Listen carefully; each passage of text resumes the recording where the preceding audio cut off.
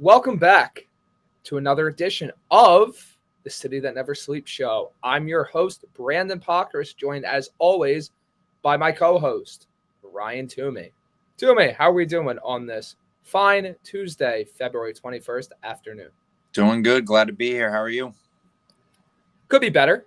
Could be worse. I'm kind of just riding the wave right now. But in all honesty, feeling great, ready to have a great show. And we got a lot to bring to you today. Lots of NFL rumors in the sense of New York. We got Jets rumors. We got Giants rumors. We're also going to go over the Rangers, Devils, Islanders, how they're doing so far. We're going to go over the second half outlook for the Knicks and the Nets.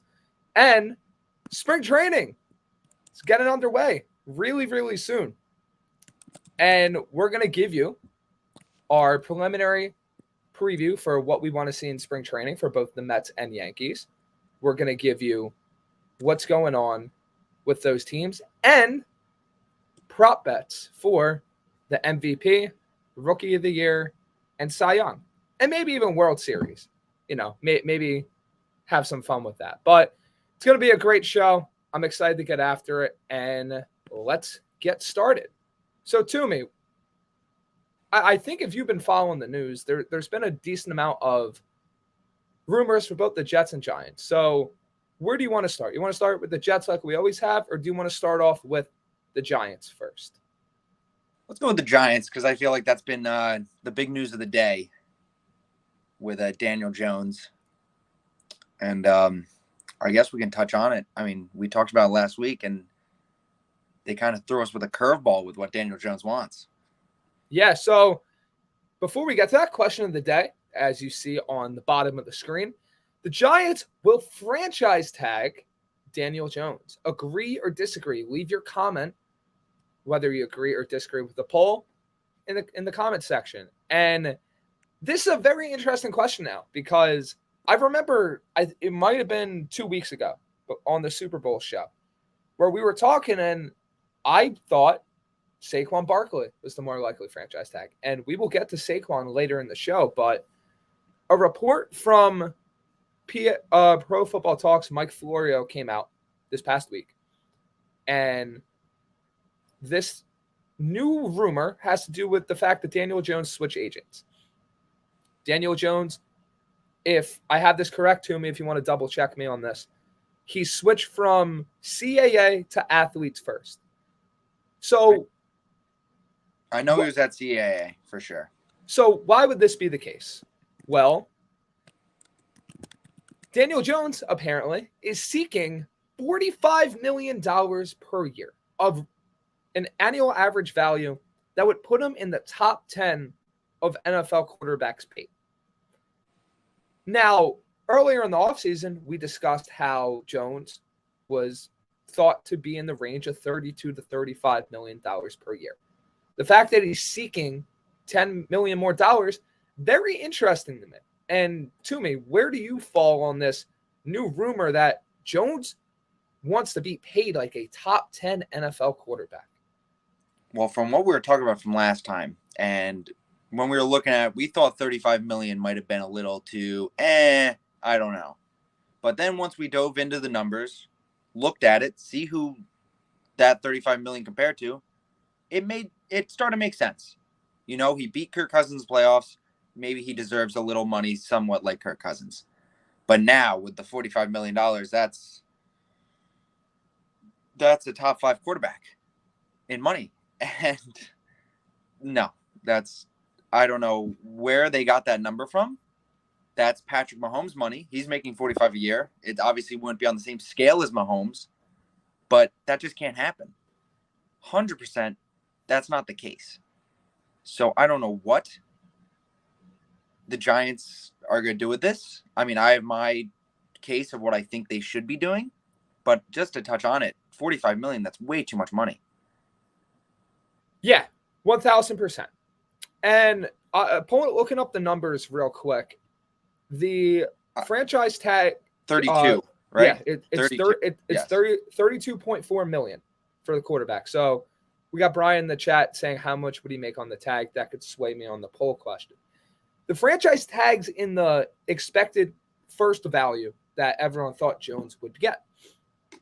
And the fact that he's asking for $10 million more than that, it's like we said, he's going from like that Kirk Cousins range, which, as we discussed here on the show, very reasonable, especially to what Jones meant for the Giants this season. But we also have to take in the rest of the body of work. This was Jones' best season. He was not a mid to good quarterback in the past few seasons. He had a lot of fumble issues. He threw a lot of interceptions. Ball security was a major problem. And yes, he did not have the best wide receiver core. Saquon was not himself until this year. And the offensive line struggled.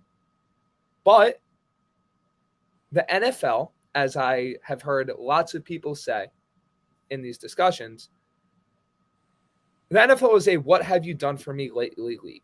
That is a lot of sports, but the NFL specifically. In this case, Jones is trying to capitalize on his best season. He's trying to make as much money as possible. And looking at it from a player perspective, I think he has every right and should do that. At the same time, and this is the bigger conversation now, the Giants are in big trouble if they have to franchise tag Daniel Jones. Big trouble.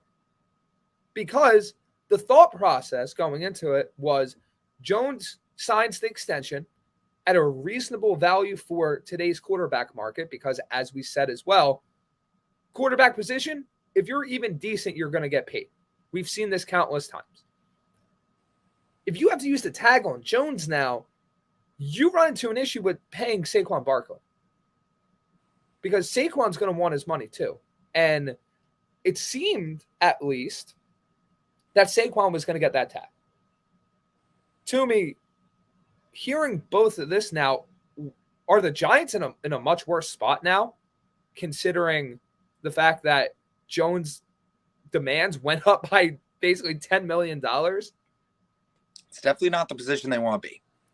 And just from the grasp of what I'm getting from this is if they do give him this money, a $45 million, it's going to shake a lot of things for quarterbacks in the future. Because just looking at guys who are getting contracts next year, you got Burrow and Herbert getting contracts next year. But not even to touch on that yet. What are they going to do with their guy Saquon Barkley? And that's what we're talking about right now. What's going to happen with him? And it just, to look at it, I don't think anyone in the league, any team would give Daniel Jones $45 million. So the Giants are put in this tough position where they've had their quarterback for the past 4 or 5 seasons, however long it's been. And he threw a curveball at him. And I don't know what they're going to do. I think they should go with a franchise tag, smart move. Or you know what? It gets to the point where if they'd rather have Saquon, part ways. Say, you know what? Fine. Because I think they could bring in a quarterback that can do what Daniel Jones has been doing. So before I give a few more thoughts, we got Rob in the chat saying he's going to agree to the poll, although Saquon might be smarter. Brian is also going to agree that they will tag him. He thinks he will deny it and test free agency. I feel like that would only apply if they did the non-exclusive tag. If they non-exclusive tagged him, a team could sign Jones, get him to agree to an offer sheet, but they would have to give up 2 first-round picks. Brian also said, I think it would be a lot smarter to try and tag Barkley. He also asked, any chance he signs a prove-it deal with Danny and go get him a couple of weapons before giving him what he's asking for? And that was the thought process, at least from what I was seeing. You're giving Jones a 2-3-year deal, maybe an option after year 2, where you're seeing if he actually is that quarterback he showed he is last season under Brian Daboll, great coach, or if he's more like the player that he's been the rest of his career. Because remember, the Giants denied his 5th-year option. They did not accept that. And Jones, if he holds firm in his demands, even if he gets tagged, he most likely will not play until he gets a deal. Because if he doesn't capitalize on his career year, he might not ever see that amount of money if he has another down season playing on the franchise tag. We've seen this with Lamar Jackson as well, which we will get to a little bit later in the show, but it's not the same thing, but it's very similar. Jackson, a quarterback that relies on his legs a lot, his athleticism, and is a very good passer as well. He wants to capitalize on his value. Now, Jones isn't asking for $230 million guaranteed, but he's asking for $45 million a year. And the biggest thing, if Jones gets tagged, it's not just about Saquon, who, according to the New York Post, there is a gap in negotiations, and he is now considered likely to hit free agency. But the Giants can't improve their roster as much if you have a $45 million cap hit for Daniel Jones. And I understand cap gymnastics. You can make the deal work this way, make the deal work that way. But Daniel Jones is actively hurting the Giants and their chances to improve as a roster if he asks for $45 million per year.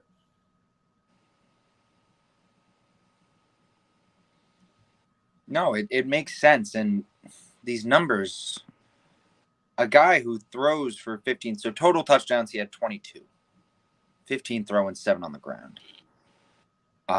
If you're getting this money to him, you're expecting him.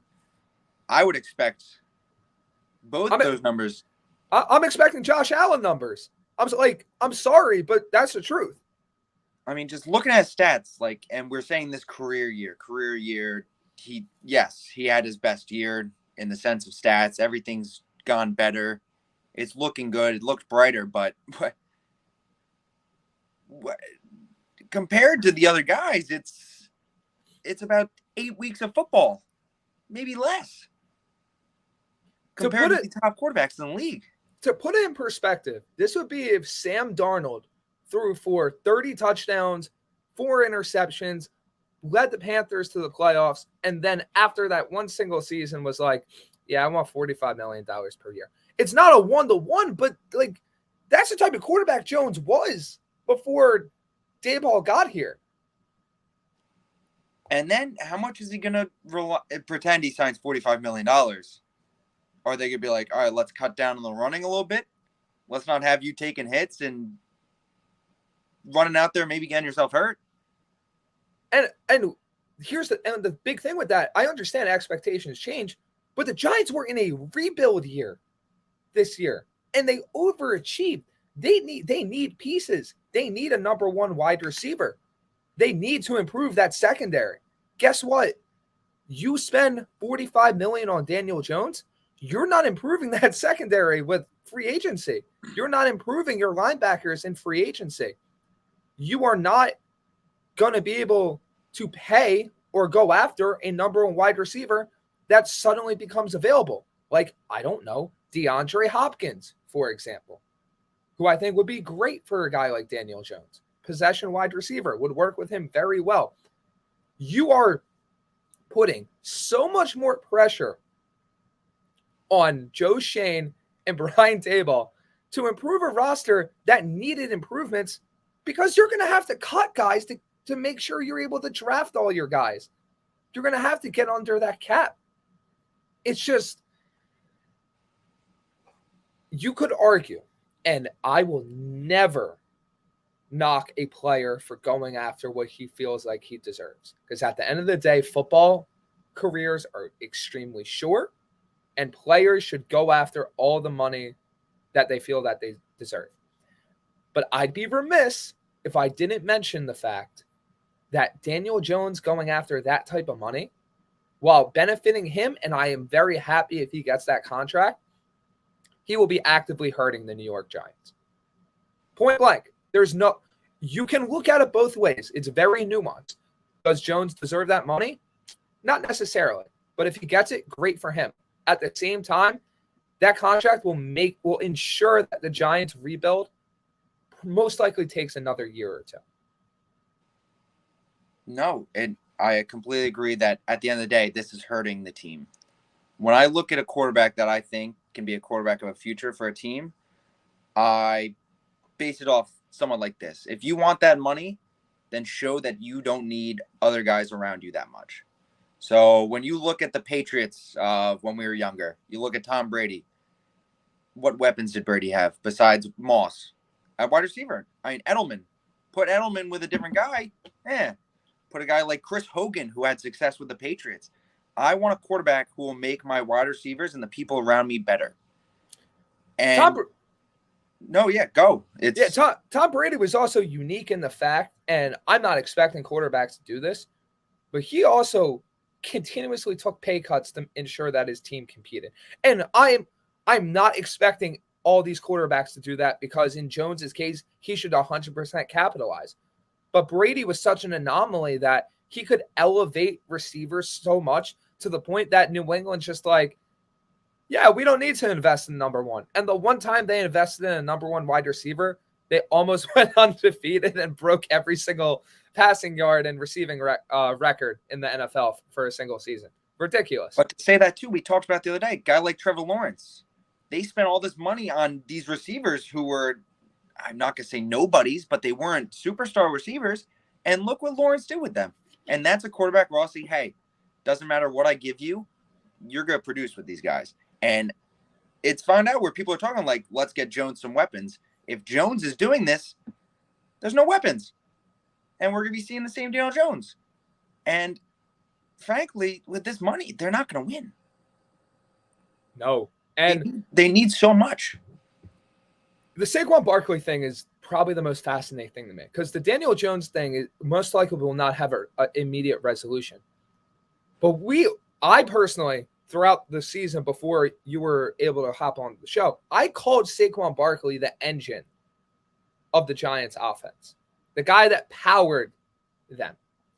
And I understand running backs, specifically in Barkley's case, with a guy with an injury history, a guy that has not consistently stayed on the field, you don't necessarily need to pay them second contracts. It's very easy to find running backs.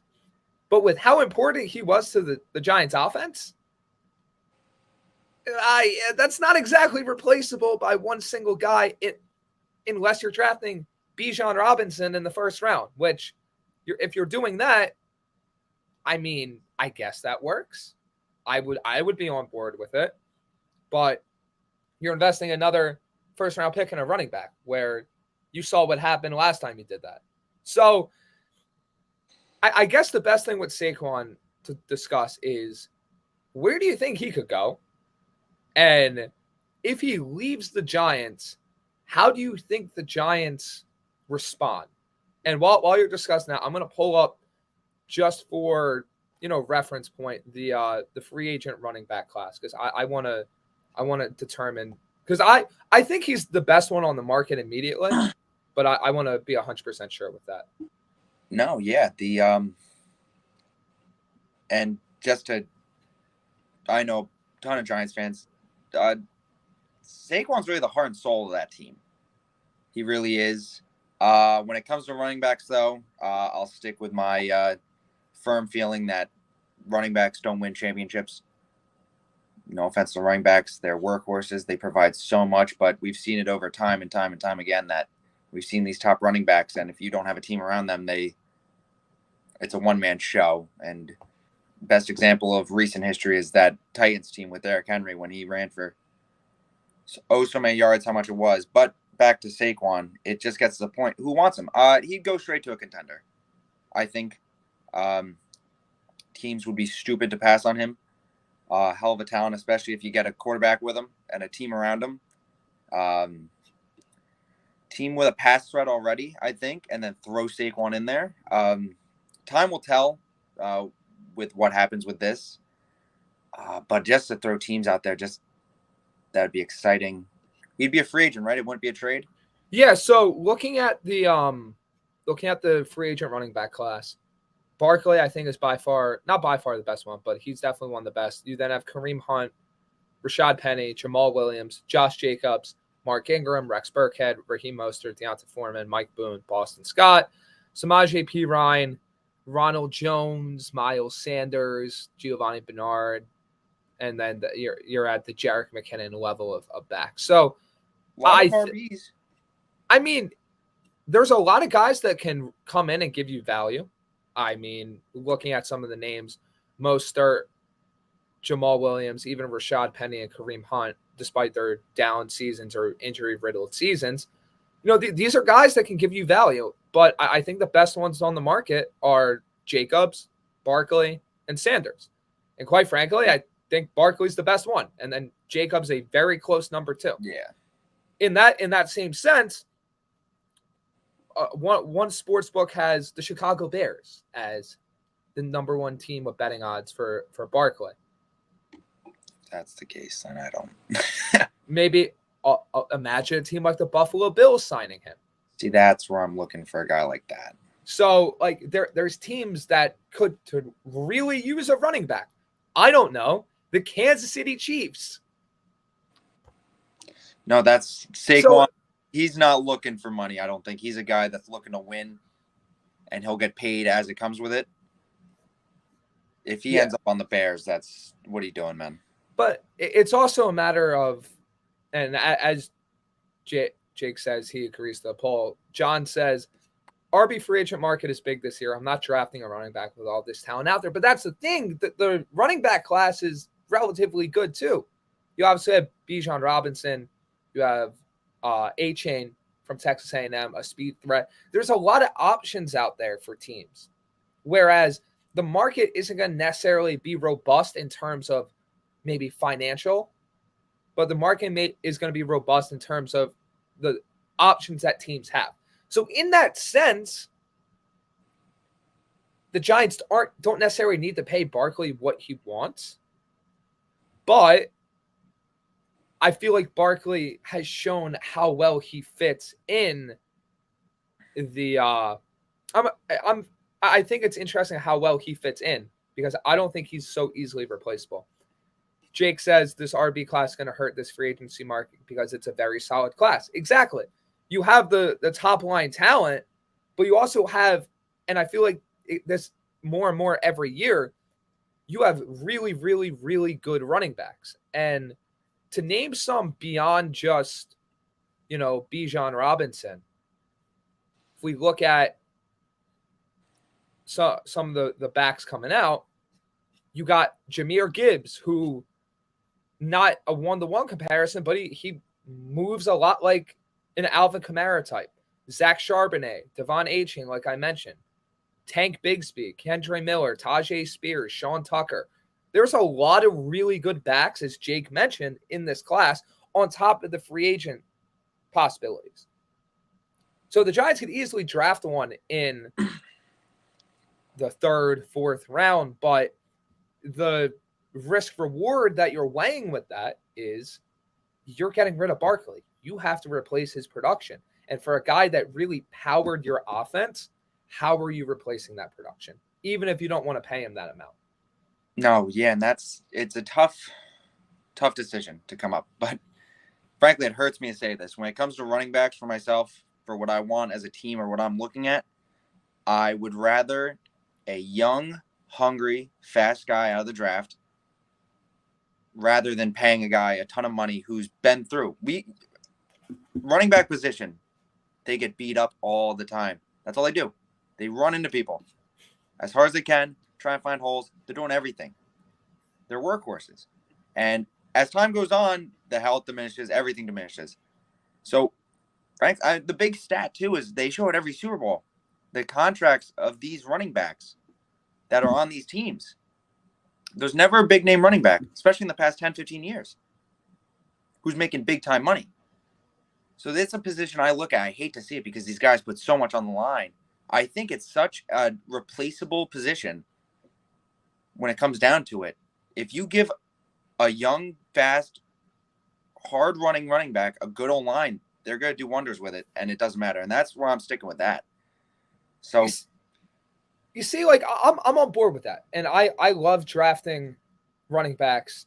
It's very easy to find a guy that can give you production and explosiveness and another guy that can give you receiving ability. But at the same time, there are some guys that just stand out above the rest where you can't replicate that production. And this is the predicament that the Giants are in.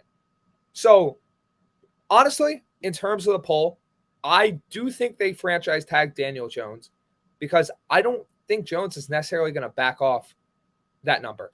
I think he maybe brings it down to 40, which is still, quite frankly, ridiculous for the type of production he had. But I don't think he backs off. There is a deadline until March 7th to use the franchise tag. That window actually opened today. So the Giants have from today until March 7th to use the franchise tag on either Barkley or Jones. I do think, and I agree to the poll, they're going to franchise tag Daniel Jones. Unfortunately for Giants fans, I think a team overpays Saquon Barkley. And I hate putting it that way because I love Saquon. Saquon's probably my favorite running back to watch, if not a top 3 running back of mine to watch. But if you're paying Daniel Jones that type of money, it's going to be tough. Now, if he accepts the franchise tag, then I think there's a much better shot of Barkley getting back. But it's going to be tough to extend Daniel Jones at $40+ million and then give Saquon $10+ million per year, both of those guys, and then try to improve the roster. Do I think the Giants make every effort to bring back both these guys? Yeah. Honestly, if I were to give you percent, I'm probably 60-40 that Barkley leaves. So I still have a really higher relative percentage in my head that Barkley does come back, but I'm leaning more and more towards him leaving with the more reports that come out about what Daniel Jones' true contract demands are. And I'll say this right now as one of the last things before I let Toomey close out our Giants segment. If Jones hampers the team building aspect of the Giants to the point where his demands cause the team to not be able to improve the way that they thought they were going to be able to, this might set them back a year or even 2 years. And that's not what I personally expected to happen, seeing what happened this past season where they made the playoffs and they had a really good year. It's going to be very interesting, but Daboll, while he was able to work miracles with some of the roster talent this season, that's not something you can constantly rely on in the NFL. You need more talent. You need to be able to compete on a game-to-game basis. And as much as I want Jones to get his money, it's going to hamper the team if he gets $45 million per year. Simple as that. Yeah, no, it's and when it comes down to it, let's say they give Jones this money, they got to get rid of Saquon if they want a chance. Because I would rather take a little less production at where Saquon is, take a little less with the new running back, and throw someone else. You take away lost star plays from Saquon, okay, but then you could probably pay a different position, which was really lacking. So you get a new running back in there. Production goes down, but you fill in with a new receiver, production goes way up. I think it's a win-win for the team. It sucks to say that a guy like that could be really one of the comments right there says disposable. I completely agree with that. The position is disposable, and you can find ways around it. I think a team in a QB-heavy league right now would rather the quarterback than Saquon, sadly. And at the end of the day, it's a business.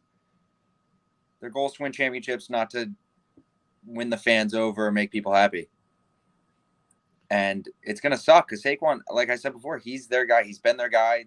He's the fan favorite. And it's going to turn a lot of heads against Daniel Jones, and it might hurt the team for the future. But we can only find out. March 7th is the day, right, where franchise tag ends. So it's coming up. Yeah, and the last comment we have here, Saquon greater than Daniel Jones in terms of success next season. In a vacuum, 1,000%. 1,000%.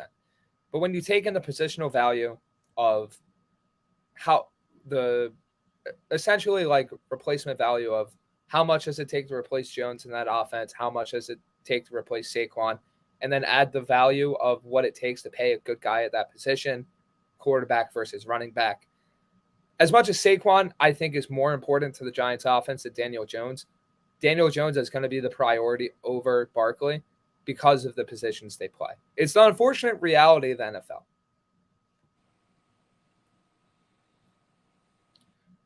So I think that wraps up our Giants talk, unless something crazy happens in the next hour and a half. But it's now time to move on to the Jets. But before we dive into Derek Carr's restaurant visit with Jets brass, I want to remind you guys that Creative Window Design Center is serving New York, Pennsylvania, New Jersey, and Florida. They're a fully authorized Hunter Douglas dealer. Contact Jeff at 609-226-0391 for a free consultation. Also, All Campus is giving 20% off everything in their store, including hats and shirts to all their subscribers. Make sure to get in on that. Gotta love All Campus. Absolutely. Toomey, the Derek Carr rumors are swirling and swirling fast. So before I get into what I happened to see, Twitter, different stuff over the weekend, what was your impression of the latest Jets quarterback rumors? All in all, good news.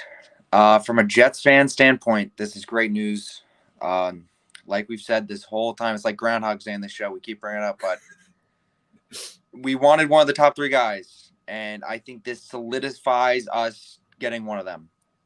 I mean, even Vegas hopped on the train, and they said Carr to the Jets is minus 300, I think I just saw before. Which, when you see numbers like that, that gets you exciting because, hey, we had our top three. And it's funny, today I've just been seeing Carr just getting a lot of garbage just over his career. Just like, this guy can't do this. This guy has trouble doing this. Like, I don't know. And there's both sides to the argument, but it's really good news. We like that the Jets went after it, and they had a great lunch. I think you said dinner, meeting, whatever it was. But I'm excited to see the Jets going out there making moves, and I think Jets fan base as a whole should be excited as well. Yeah, just to look at Carr first, obviously. A reporter from ESPN, I just want to make sure I get the name right, from Jeff Darlington. Carr's visit with the Jets was very positive. Organization believes that Carr could lead them to a championship, and they feel like he is a great player. Obviously, when stuff like this comes out, got to take it with a grain of salt because, is it Carr's camp leaking things to ensure that they get the best offer from either the Jets, the Saints, the Buccaneers? Is it the Jets trying to reestablish leverage after they essentially told every media outlet that they were all in on Aaron Rodgers? I think it's somewhere in the middle because it was a very smart decision to meet with Derek Carr because you can't have all your eggs in one basket. You can't be all in, and we discussed this. You can't be all in on Aaron Rodgers and not have a backup plan. Simple as that. Aaron Rodgers, as great of a quarterback as he is, a little bit of a loose cannon at times. Not going to comment on how, why, where he is a loose cannon, but he's someone, to put it in the best perspective, that is not your traditional quarterback in the sense of he goes by the beat of his own drum and he does what he feels like is the best thing for him.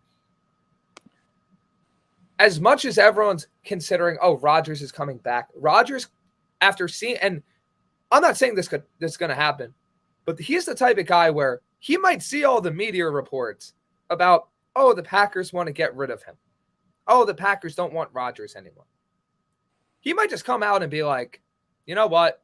I'm going to either play in Green Bay or retire and just completely handcuff the Packers just out of spite. That's something is it realistic? No, but it's not out of the realm of possibility. Just like it isn't still out of the realm of possibility that he comes to the Jets. And personally, I would rank Rodgers and Lamar Jackson, who, when Todd Monken had his intro interview today for the Ravens, said he hasn't communicated with Lamar Jackson or any of the players yet since he got the job. You never know with him either. He could come available if the Ravens try to franchise tag him and they don't arrive at a set number for an extension. At the end of the day, though, you can't wait. You can't wait. You can't hold out and put all your eggs into the Rodgers and Lamar basket and hope that you get one of them. Because trust me, the Jets will not be the only team going after those quarterbacks. You already know about Vegas and Tennessee for Rodgers. The entire NFC might go after Lamar Jackson for all we know. Hey, you never know. The Giants could be in on Lamar Jackson if things go sideways with Daniel Jones. But to come back full circle, Derek Carr, this meeting was necessary. The Jets needed to ensure that they met with Carr, that Carr could be a realistic option for them. And guess what? It seems like even if all that information isn't true, the Jets do like Carr. Carr's brother went on NFL Network the other day and said as much. So this comes back to what we talked about before, Toomey. Our ranks of the realistic possibility of Carr or Rodgers or Lamar or another option being the Jets quarterback. Has your opinion changed based on the events of this weekend, or are you still in your same mindset of when we last talked about this in our Groundhog Day discussion? I'll start off on something you're saying about Rodgers. I think he's a little more misunderstood, and I think over time his media training, if he had any, has been flushed down the toilet. But on to this topic for sure. No, I mean, we ended off last week. What? We have our top three. I'd rather Carr over Rodgers in the sense of longevity.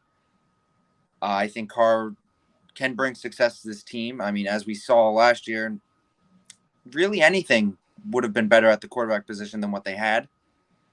So that's a bright side to look at it. When even doing deeper dives into the Derek Carr as he is, you notice a lot of things with his career that he's never had a defense and stuff like that. He's been in a lot of weird situations with his offenses. He's had a bunch of different head coaches, a bunch of different offensive coordinators.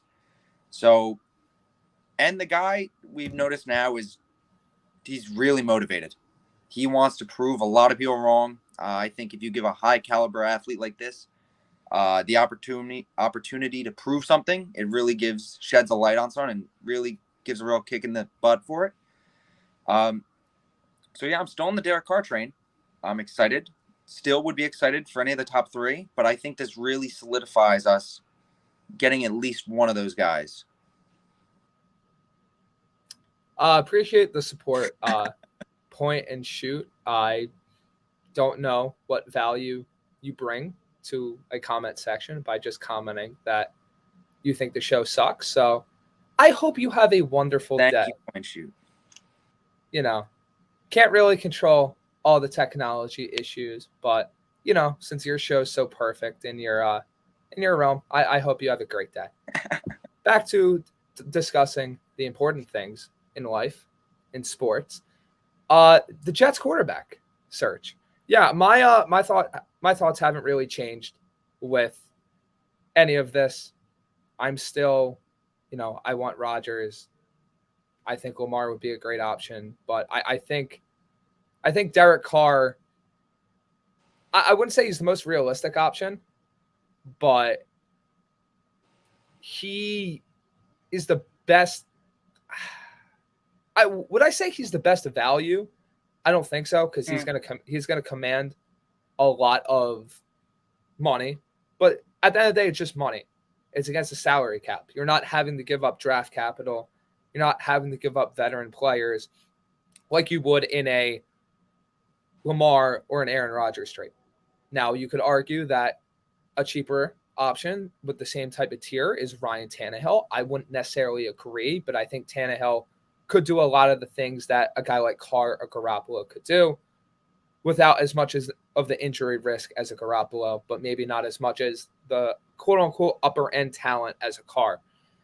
I think my rankings, realistic-wise, still go Carr, Rodgers, Tannehill, Garoppolo, Lamar being that number one option if he in that order. Not realistic, but he's always been the number one guy for me if he shakes free. After that, it's realistic Carr, then Rodgers. Obviously, non-realistic Lamar, then Rodgers, than Carr. But Carr's in that top 3 for me. He always has been. He always will be. And I'm just personally interested to see how everything develops. I truly want to see, how the other teams respond, in the sense of, I think a lot of people forget, especially when they cover a team, fans of a team, that there are other teams that are going after quarterbacks. There are other teams that will be competing for the same guys. Like we discussed here, there's a chance that the Jets miss out on every veteran. Do I think that happens? No. I think the Jets are one of the best landing spots objectively for a veteran quarterback, considering the type of defense they have, the weapons on offense, the ability to improve that roster. But the Saints could get Carr. The Raiders could get Rodgers. The Jets could whiff on Garoppolo, Tannehill, and then you're left for a desperation trade up for C.J. Stroud or Bryce Young. Simple as that. Yeah. No, it makes sense. Wait, let me grab my my headphones real fast so I have something on my head just to really go through it. But no, it really makes sense. Again, with all these conversations, time tells, and we can blab about all we want. And it comes down to, I really think the Jets really have a chance in one of those top 3 we've been talking about, though. It comes down to, I think, Joe Douglas, and there's a lot of pressure on him of the situation of how the season ended. And it's going to come down to it where they haven't had top quarterback. We keep saying it, Groundhog's Day. They haven't had top quarterback in a long time. And something's got to change. And this is the offseason to do that. Because I really don't think it comes to the point. There's going to be so many people on the Caleb Williams train next year where they can't wait another year, because it's going to be hard to get that guy, and you're going to have to give up a lot of pieces for that. You're saying that if they don't get a quarterback this year, correct? Yeah, I'm just saying if they don't get that top 3 that we're looking for, that could really just give us like 5 years of something steady. I mean, at the end of the day, I think most of the quarterbacks outside of Lamar are going to give you 2 to 3, and after that 2 to 3, you're looking for that next quarterback. But I think if you end up in the Tannehill, Garoppolo range, like I said, you're probably looking for that next starting quarterback in the 2024 offseason, 2024 draft. I do think they end up with one of the better options, but at the end of the day, I don't think this has a resolution until the beginning of March. Truly, I don't think the Rodgers saga, quote unquote, ends until beginning of March. Did he come out of his cave yet? There hasn't been anything out there about it. I would think in the next few days he will be out.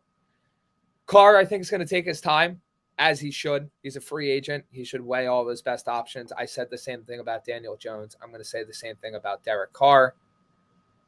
I think, like I said last week, this doesn't get resolved before March, but I think very early in March, after the combine, you have a 85 to 90% rate of who the Jets quarterback is going to be. Maybe the move isn't quote unquote official, but you're going to know who the team's locked in on and who they are going to pursue to be the starting quarterback in 2023. Toomey, while we're talking about this, have you been browsing? Have you been looking at your phone? Apparently we do that a little bit too much. Look at our phone?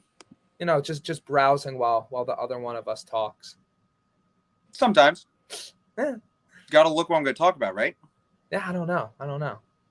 This is 2023. There's no more pen and paper. We gotta save the trees. Save the trees, indeed, my friend. Yeah, so that brings us to the end of Jets quarterback talk. Honestly, like we said, there's going to be a resolution soon. We're going to go in depth on whoever the option is, how that impacts the rest of the Jets offseason, what that means for the offense in terms of how they're working with Hackett, Downing, and Carter, what that means for guys like Breece Hall, Garrett Wilson, Elijah Moore, the whole shebang. So stay tuned with us for that, and we're looking forward to it because hopefully and most likely we will have a resolution soon about the Jets quarterback situation.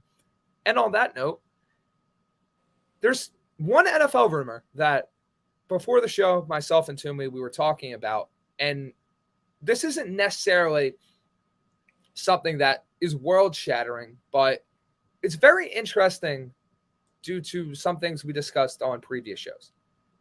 So that would be, there's a report out there that the Dallas Cowboys are intrigued by Ohio State quarterback prospect CJ Stroud.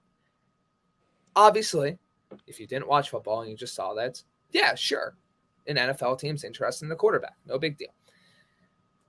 The problem is Dak Prescott is on the Cowboys roster. So when you first saw this to me, what did you think? Do you think the Cowboys are trying to float information about Stroud, a guy that they most likely won't have a shot to even draft? Or do you think there's something more substantial behind it? I think the Dallas Cowboys love being in the news. I think they love, I don't know, there's always something about the Cowboys.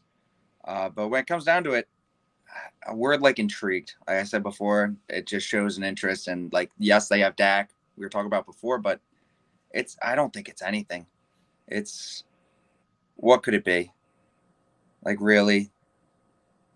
It's all just talk. Nothing's going to come of it.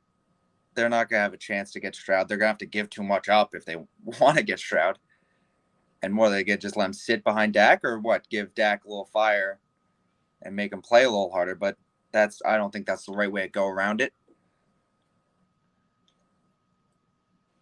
I don't understand why this rumor would even be floated out. And it really comes to the point of you're not going to find an easy guy to replace Dak Prescott. I know everyone rips on him, but the guy is a top 20 at minimum quarterback in the NFL. You can laugh all you want. Obviously, he had a lot of not boneheaded, but not great interceptions this past year. He did struggle a lot at times, but at the end of the day, you ask most NFL teams, fans, if they would want Prescott as their quarterback, taking away the meme bias, if you really look at things analytically, he would be beneficial to a lot of teams. No, yeah. I know if the Jets had Dak Prescott, they're probably a playoff team this year. If the Patriots have Dak Prescott, they're probably a playoff team this year. The Dolphins have Dak Prescott. They might win the division. It's like you gotta take things into account. Prescott, as much as he gets clowned on a little bit, for the most part, he's brought stability and solid production to the position. He is a guy that stays on the field and gives you mid-tier quarterback numbers, solid quarterback numbers. And in this NFL, that's really all you need if you have the rest of a roster around the guy. Is he going to consistently elevate your team? No, but I think Dallas would be foolish to try and move on from him, because a guy like Stroud, what does this rumor do for you? You're going to boost his value to make it even less likely you get him? I don't understand that. I truly don't. I don't think they're trying to knock Dak or scare Dak or think something's going to happen. But yeah, no, you touched on the point where quarterbacks like this are very few and far between.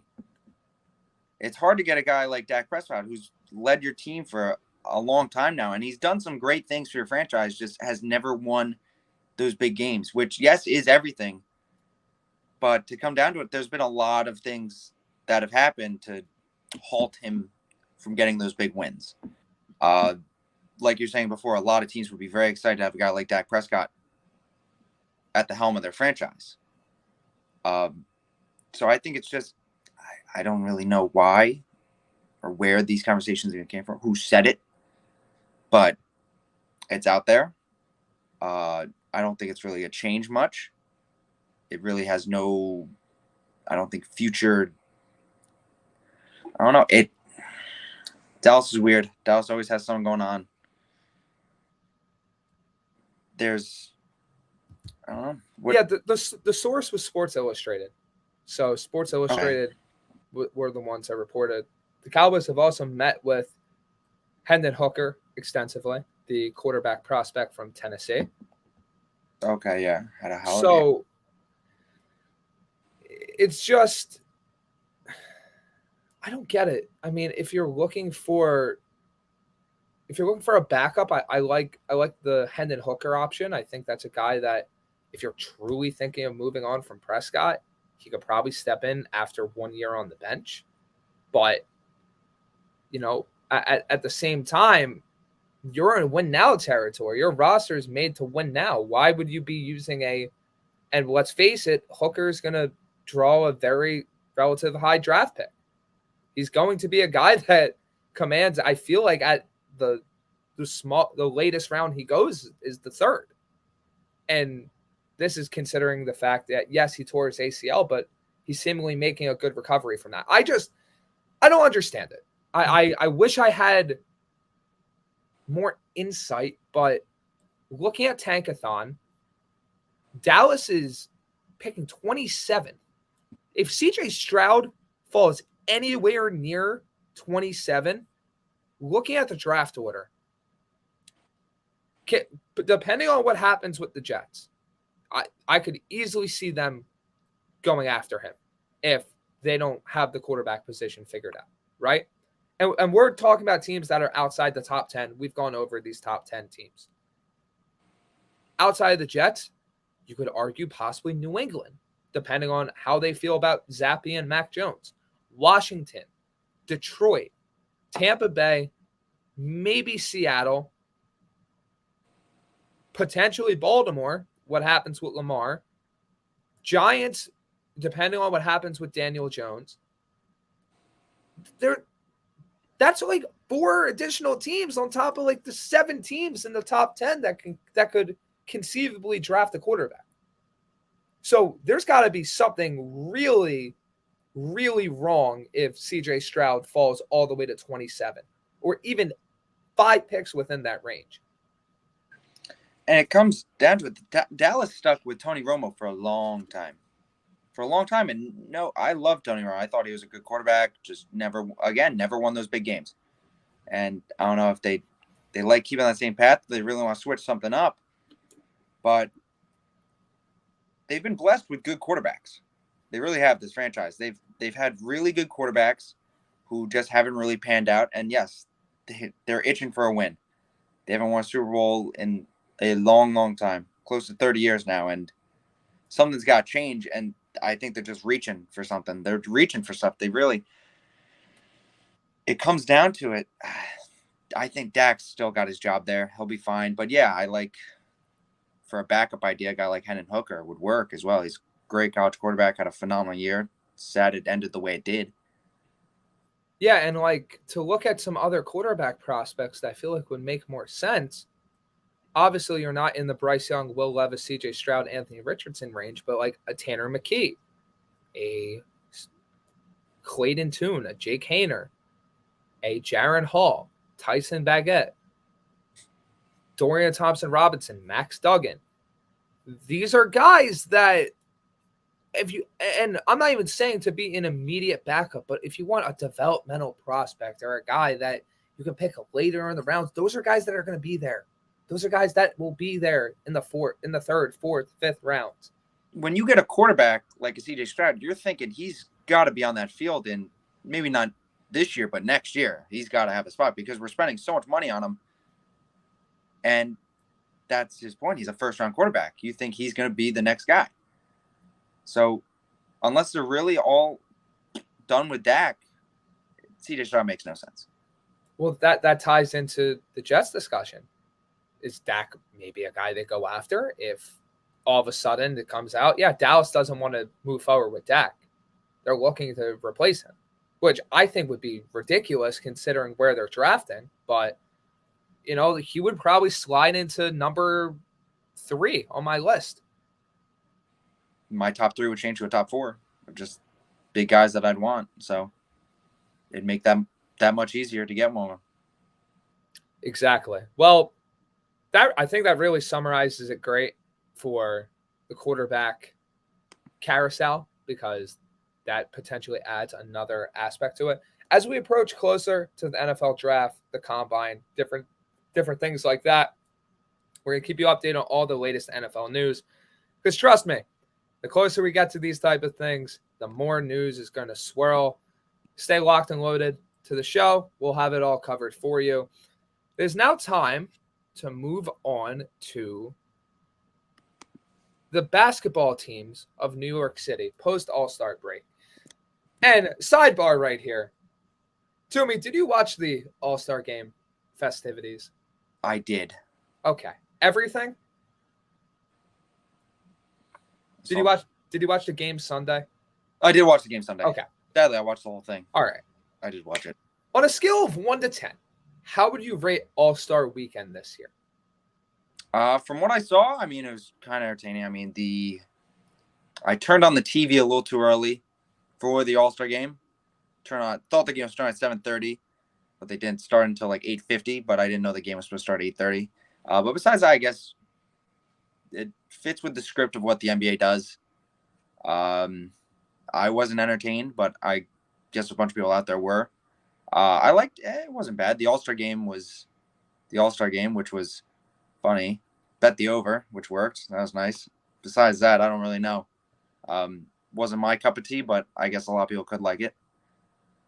Yeah, so watching it, I think the celebrity game was, the celebrity game. DK Metcalf, absolute freak of nature, man. Dude's doing windmills, tomahawks. He's a wide receiver. He's doing all these dunks. Honestly, if he trained for it, he probably could play in the NBA. Wouldn't surprise me in the slightest. Rising Stars Challenge was weird. It was all Elam endings, and it was like a bracket format, so there was 4 different teams. Quentin Grimes showed out. If his team won the whole thing, he probably would have won Rising Stars Challenge MVP. But Jose, or as he's more well known for, Grand Theft Alvarado, had an insane game. He's a very fun player that is from New York, so maybe that'll be a hometown reunion one day. Who knows? So All-Star Saturday night, I didn't like the new skills competition format. I really didn't understand why they changed it. I mean, sometimes the NBA just changes things to change things. It works sometimes. It doesn't work sometimes. What they did, I didn't see it. It was like a team format. So there was passing, there was shooting, there was dribbling. And so they broke up the 3 components of it. Yeah. Into like 3 different events. Okay. And, one thing that stood out, the rookie team did not hit a single 3. Really? It was bad. It was terrible. There's more bad shooting coming up on this night. Don't worry. Sidebar, DK Metcalf is getting drug tested by the NFL, and they won't drug test Mahomes. Yes, Perk Mahomes, the Super Bowl man, running on a high ankle sprain. Like I've said to Toomey, the guy's either a part of the X-Men or he had more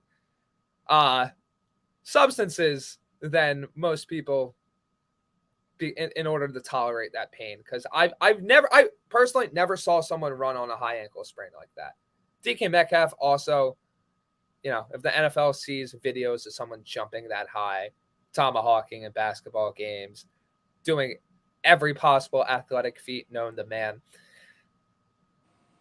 the NFL, he's an athlete. He truly is. I feel like the NFL does it partially for the memes and does it partially for, hey, we actually need to drug test you. But I feel like, and this is how I feel, I think these leagues do it partially because they know the players are going to post them and it's going to be funny. And they're in on the bit, to put it like that. And I think partially it's like, yeah, we're just going to do this because we have to. There's probably a required amount of times that they have to, quote unquote, drug test people throughout the offseason. So I think it's funny regardless. The meme part. You think the NFL really buys into that?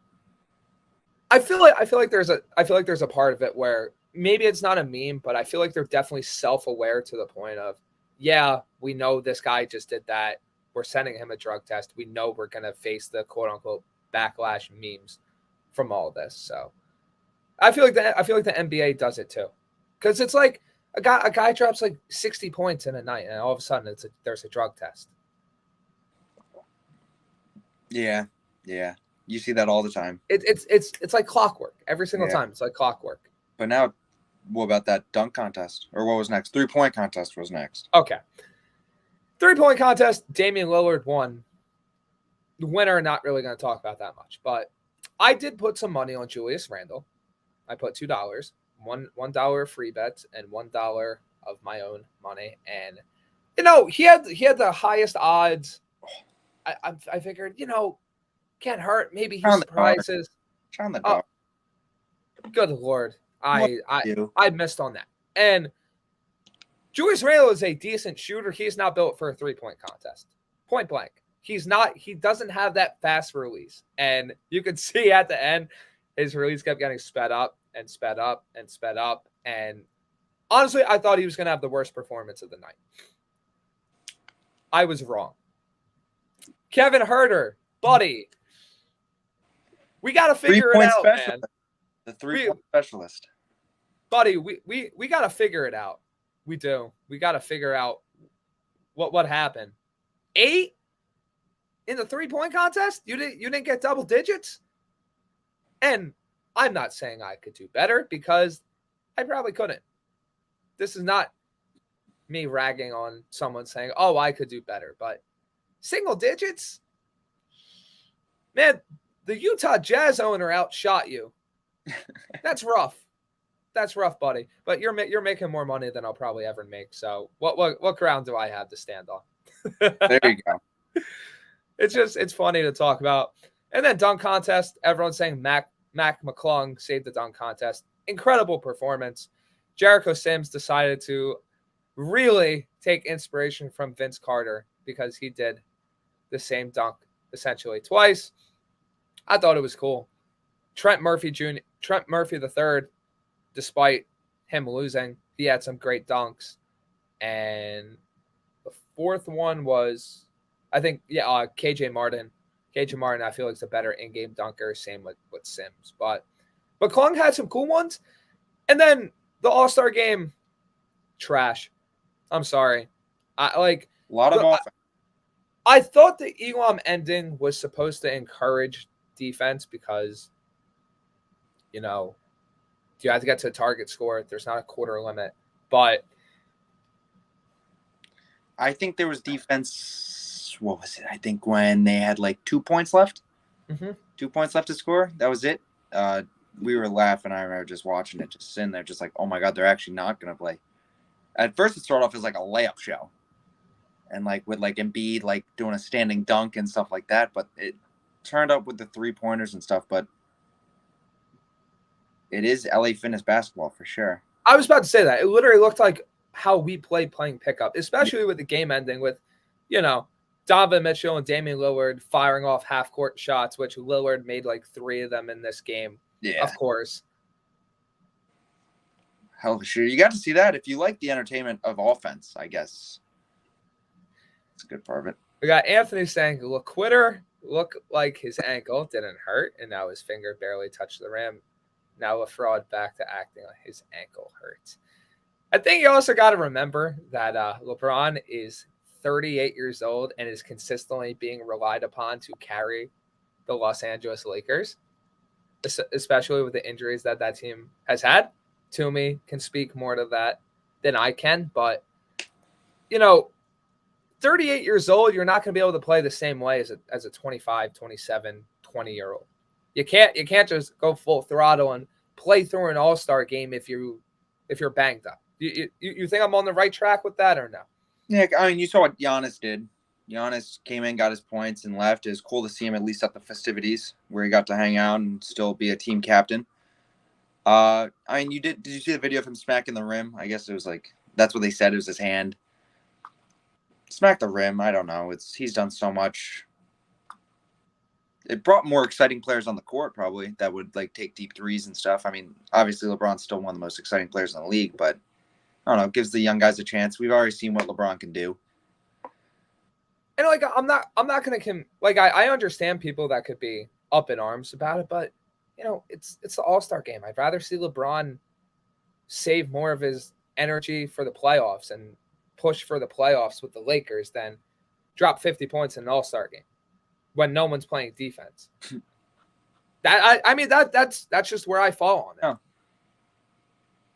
Yeah. 100% makes sense. See where you're coming from. Yeah, exactly. On that note, it's time to preview the second half for the Knicks and Nets. And if you want to do Lakers too, we'll do Lakers. So where do you want to start with the New York teams? Go with your Knicks. The Knicks? Your Knicks. Let's hear what do they got? Before we get to that, Anthony said All-Star game used to be watchable. Now it's just That's a circus. That's 100% true. I mean, it was but it was unbearable. I mean, at this point, I don't really know what there is to do to save it. I don't want to say save it in the sense, but it's like, I don't know. The NBA is creative. They're going to have to find a creative solution to make sure that players play hard. Who's buying tickets to it? Who's like, let's go watch these guys play the biggest game of pickup of all time? You know, I actually do have a fun solution for that. I know we're getting sidetracked from the next conversation again, but a fun solution I think could be, all right, let's lean into the pickup game aspect. Let's say, for example, and you couldn't obviously have it in New York every year, but let's say you have the All-Star game in New York. Instead of having the Sunday game in Madison Square Garden, all right, it's a pickup game. You're playing at Rucker Park. You're televising the game from Rucker Park. It's an idea. You go to D.C., you're doing it at a court in D.C. L.A., court in L.A. You want to actually get people to watch? No tickets. Just pull up. It's at Rucker Park. All the best players in the NBA are playing at Rucker Park. Because then you're leading into a lot of the street ball aspects that pickup brings, and it's not becoming a stale festivity of, oh, no one plays defense, no one does this. At Rucker Park, you're going to have guys that want to play hard. At that same point, maybe you move the All-Star game where, you know, maybe it's not an All-Star break anymore, you just have that break in the season, and then at the end of the season, you have that All-Star game. In the sense, it's spitballing an idea. It probably wouldn't work due to TV rights, but I feel like a lot more viewers would turn in if, hey, guess what? The All-Star game, it's outside. It's at Rucker Park. Just nice. How about like a 3v3 tournament? Think that could work too. I mean, everyone, team captains are like, I don't know, top guys, and then I don't know. It's something new. Or they could play flag basketball. Anthony adds, I would make it $2 to watch, and the money goes to charity and kids hospital. Exactly.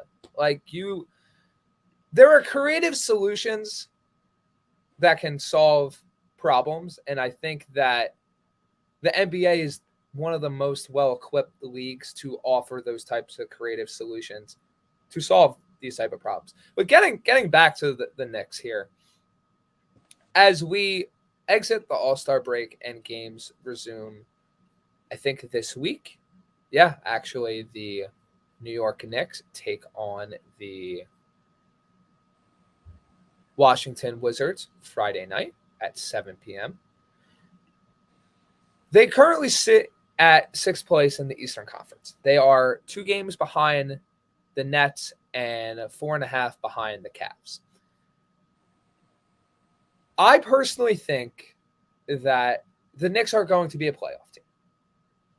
I think that, especially with the type of stretch that they begin their second half with, Wizards, Pelicans, Celtics, Nets, Heat, Celtics, you're going to have a good idea of where the Knicks are in terms of the hierarchy of the playoffs.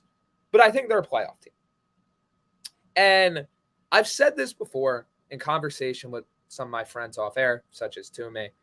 I've said this to my dad. I've said this to different people that watch the Knicks with me. I think Quentin Grimes is one of, if not the most important key to the Knicks' second half.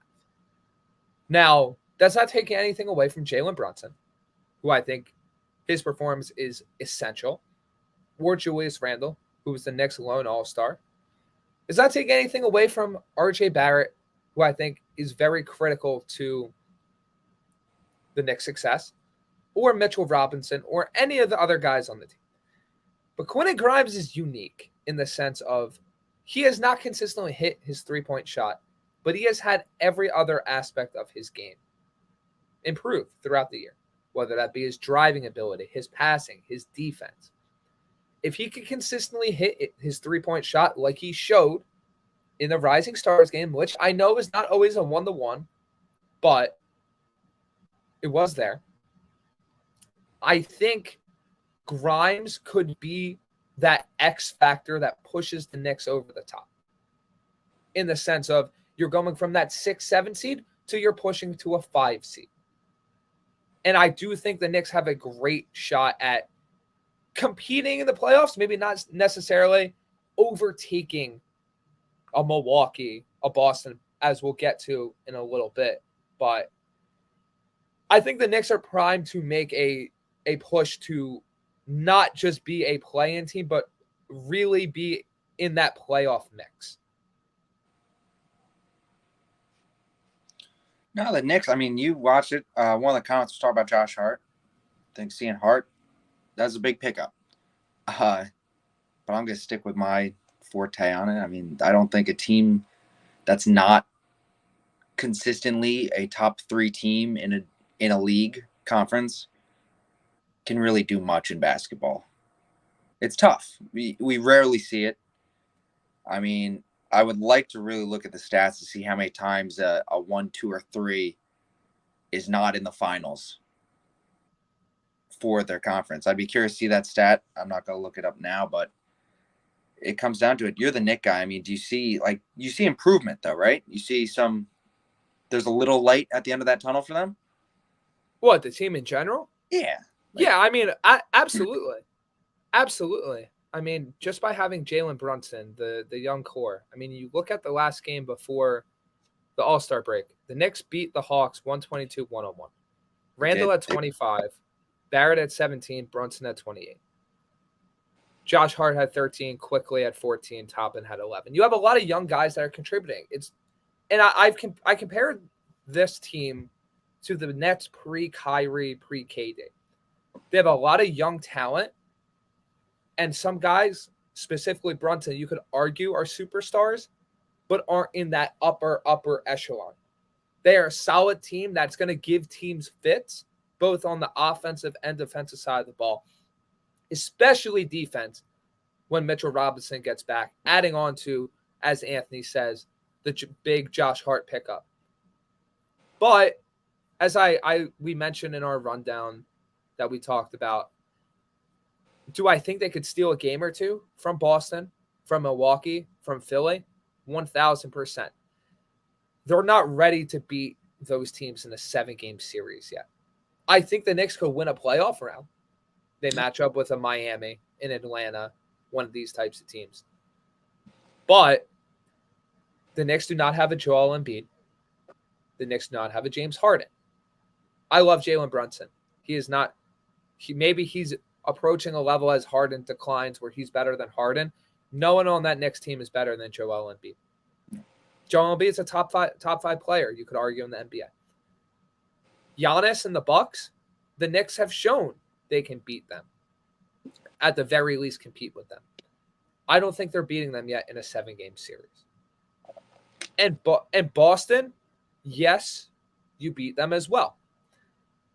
In a 7-game series, how are you matching the firepower of Jaylen Brown and Jason Tatum?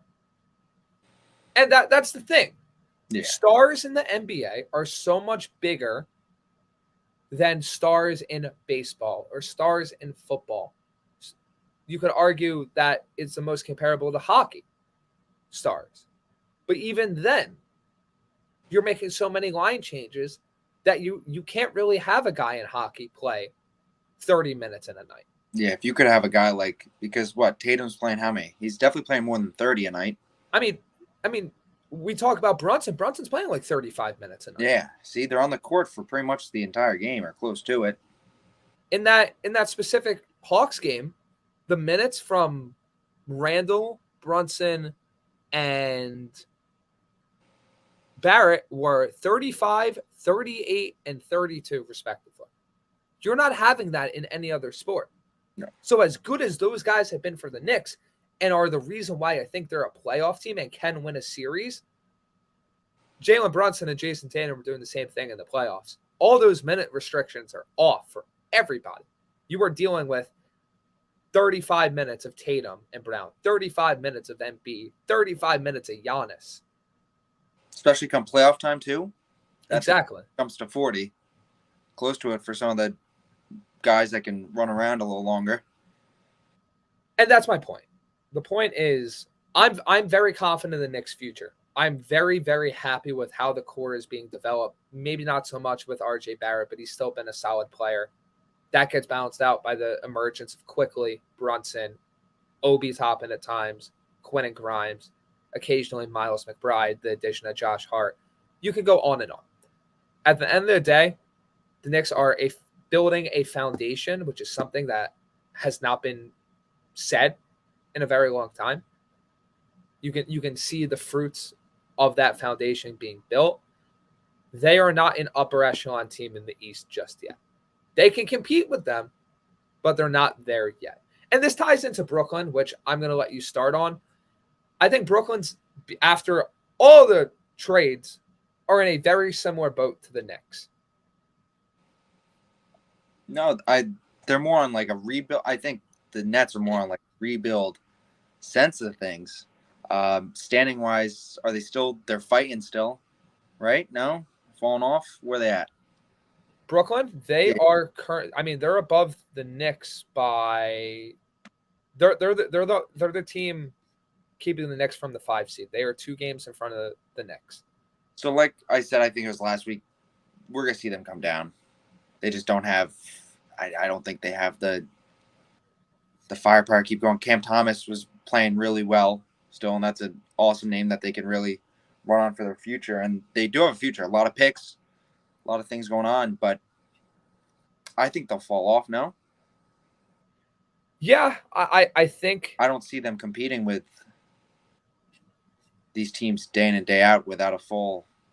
I don't know. I just don't see them. I think the Knicks could easily jump them, take the 5. Well, it comes down to this. Is Miles Bridges giving you, or not Miles Bridges? Scratch that. Not Miles. Miles is not seeing a basketball court for a very long time.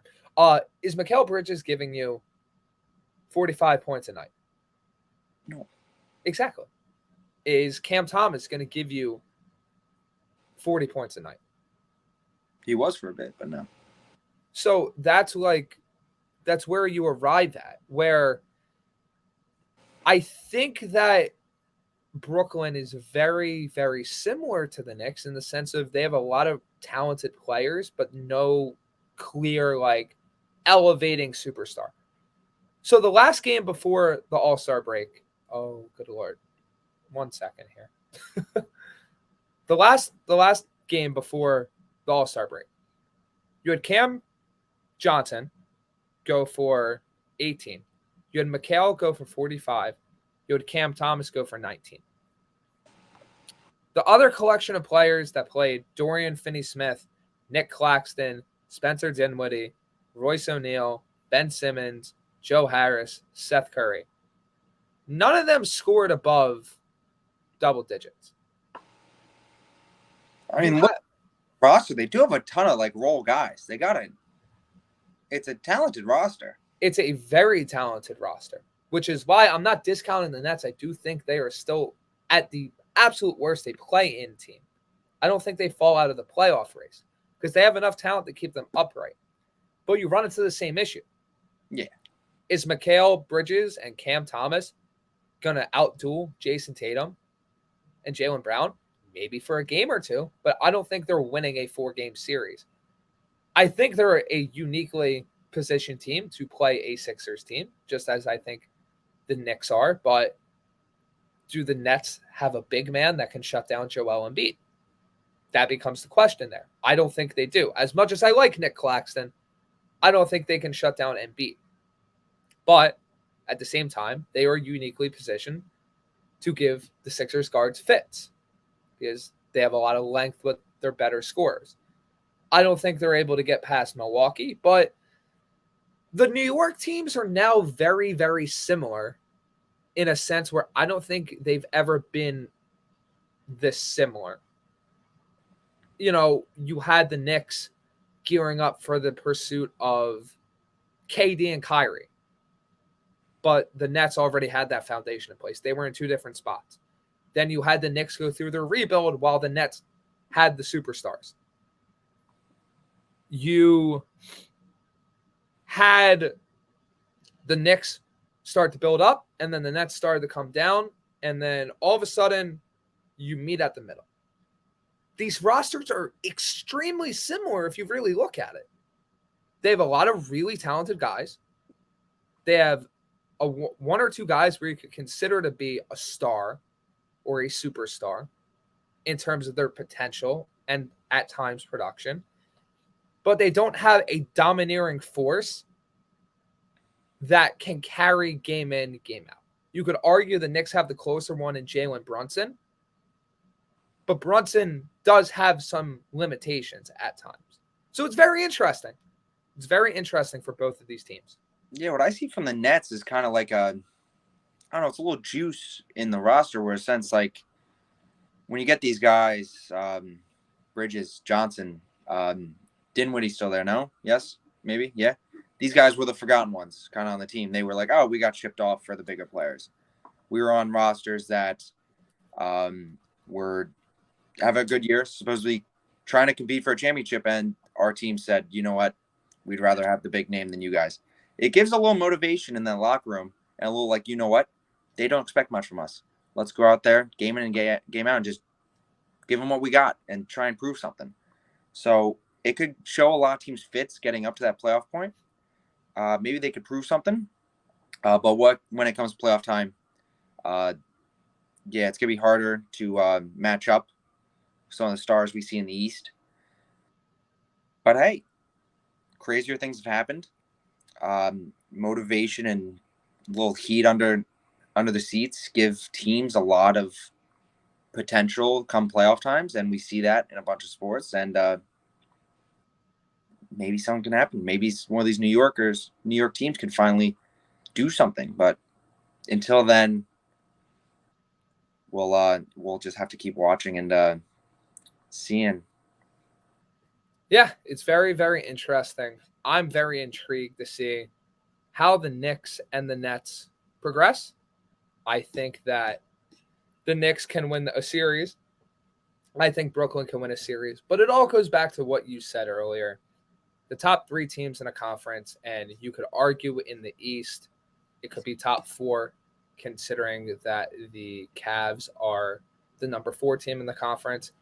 There's a little bit of separation after them. NBA is a superstar-driven league. You need the depth, but it's going to be very hard for teams to overtake each other. But you got to remember, injuries are a thing too. Yep. Giannis did hurt his wrist. Boston, for the most part, has dealt with healthy players at times and dealing with injuries at times. And we've all seen how fast the Sixers can go downhill once Embiid tweaks something. So these are things to keep in mind. The East is relatively open right now. It could be even more open or less open by the time we arrive at the playoffs. So I'm personally excited to see it. And I think it's going to be really, really interesting to see how the NBA comes down the stretch and how these teams stack up as we approach the playoffs. No, yeah, it's going to be a lot more exciting than the All-Star game, so that's good. Exactly. So before we move on to NHL discussion, and we have a lot of NHL talk to go because Toomey has been killing it with that, Diana Rossini of ESPN tweeted, "It's been made very clear by those involved in negotiations. The New York Giants are planning for Daniel Jones to be their QB. He is their priority. They're working on a long-term deal. Then they will figure out Saquon. The clock is ticking, though." What do you take from that?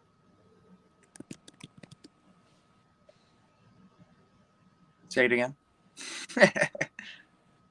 So essentially, Diana Rossini of ESPN, Yeah.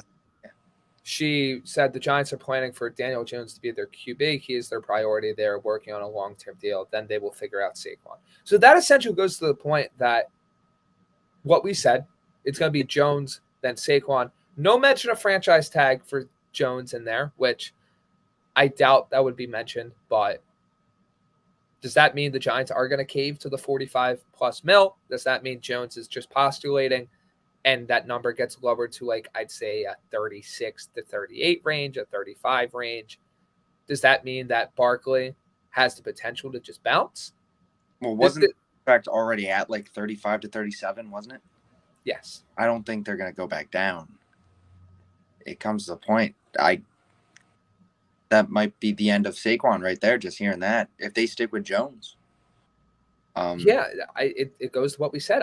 It's seeming more and more likely that Barkley's going to hit free agency. Yeah. It'd be interesting. That would, I think he's going to go to a contender. But back to the Jones, it's hopefully they can get the franchise tag with him just so they can save money and just try and get one more year of evaluation of the guy, because he needs one more year at least to. And if you're throwing $45 million at him. Yeah. So other news. Apparently, the Buccaneers are going to roll with Kyle Trask and bring in a low-cost veteran like Drew Lock. So, in other words, if you want to put a neon sign up in Tampa Bay, tank for Caleb! ! That's my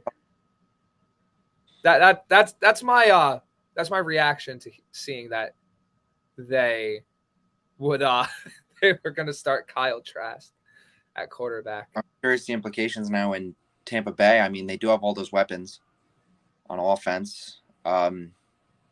Big thing, does Mike Evans keep his 1,000-yard streak now with that? A lot goes in. There's still a lot. There's still a good all-around team. Does Mike Evans even stay if Kyle Trask is the quarterback? Does Chris Godwin stay? I mean, are those guys willing to not waste, but deal with such a far drop off in quarterback from Tom Brady to Kyle Trask in the primes of their career? Definitely the to waste. Is that rude? Is that rude saying waste? No. It's on. Honesty's good. Yes, it is.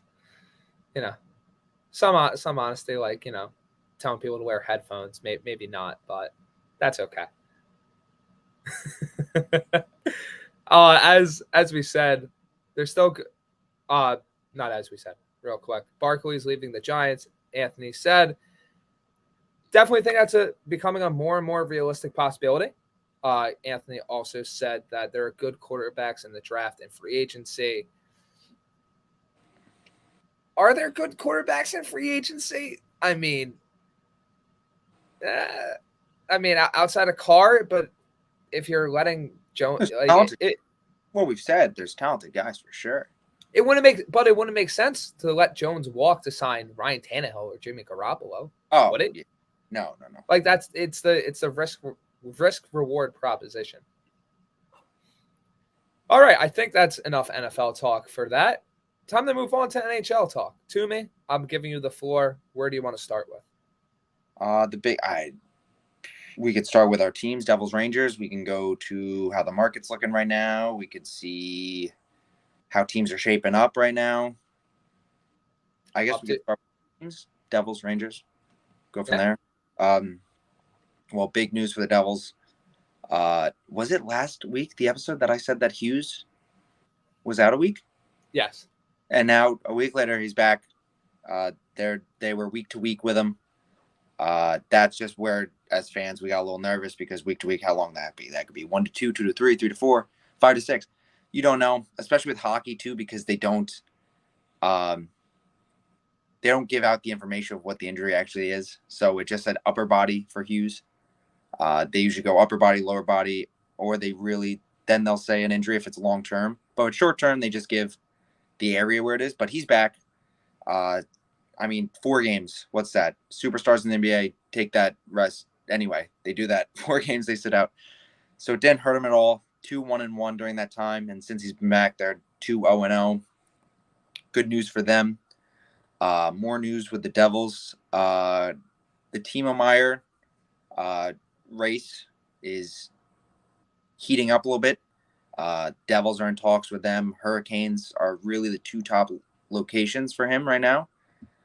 So people are talking about trade packages and stuff. I've heard a bunch of Devils names fly out there, talk about what could possibly happen. A name like Zetterlund, winger for the Devils, could be a name with that. But the Devils don't want to give up any prospects either, though. So it comes down to it. What could they really give up? They have some cap, but Timo brings in a bigger contract, and some money will have to be used. So it comes down to, we'll find out. March 3rd is coming close, though. We got 9 days, 10, 11 days till the trade deadline. So that'll be exciting. It's what, March 7th? Third? Third, yeah. Okay. I knew it was within that range, but I hadn't figured out the specific deadline. But with everything else, the NHL stays pretty similar in the sense of top teams are staying the top teams. Wild card spots are jumping back and forth with a bunch of teams. But besides that, the good teams are good and the bad teams are bad.